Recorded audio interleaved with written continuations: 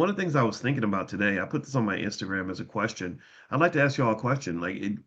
If you had a choice between your child going to school and let's say that they only had time to learn either real estate or biology, which would you choose? Would you choose real estate or would you choose biology?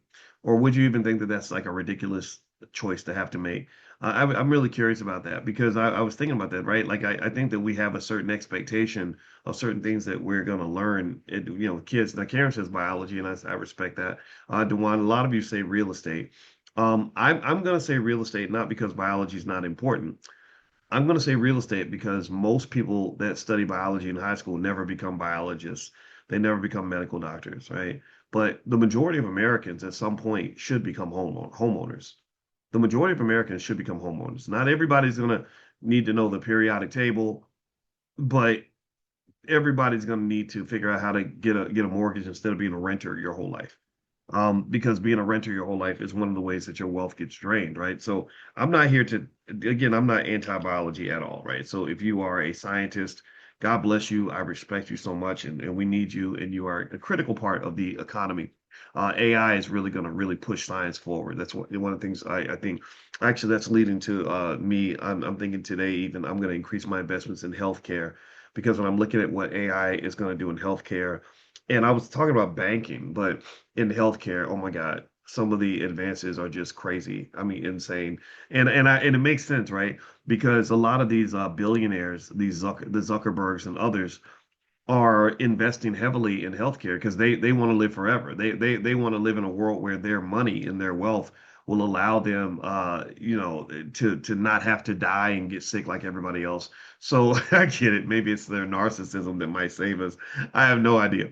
Anyway, so I wanted to share a B1 story. Dwayne Williams. Dwayne, are you here? If you are here, put your name in the chat or just say hello, what's up? So Dwayne wrote a great story. He says, I'm very thankful to Dr. Boyce and the Black Business School for showing me a clear path to health, wealth, and happiness. Firstly, Dr. Boyce I ain't no preacher, but I guess preachers and rappers are kind of the same thing, right? He says, do not make your loved ones have to do a GoFundMe in order to bury you.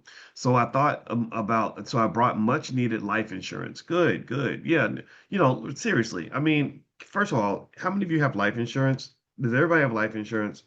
Raise your hand. Give me a yes if you have life insurance. And anybody who doesn't have life insurance, you don't have to reveal yourself because I'm not here to embarrass you. I'm not here to make you feel bad. But you should feel bad. But I'm not here to make you feel bad. You should make yourself feel bad. It shouldn't be me. It should be you. Okay? So I'm not going to even do it. I'm going to be nice. I'm going to be like, man, hey, you're the man or you're the woman. But you should feel bad because you got people that need you to get that life insurance. Do you understand? Right? So if you don't have life insurance, please get life insurance, right? Very important. No GoFundMe funerals.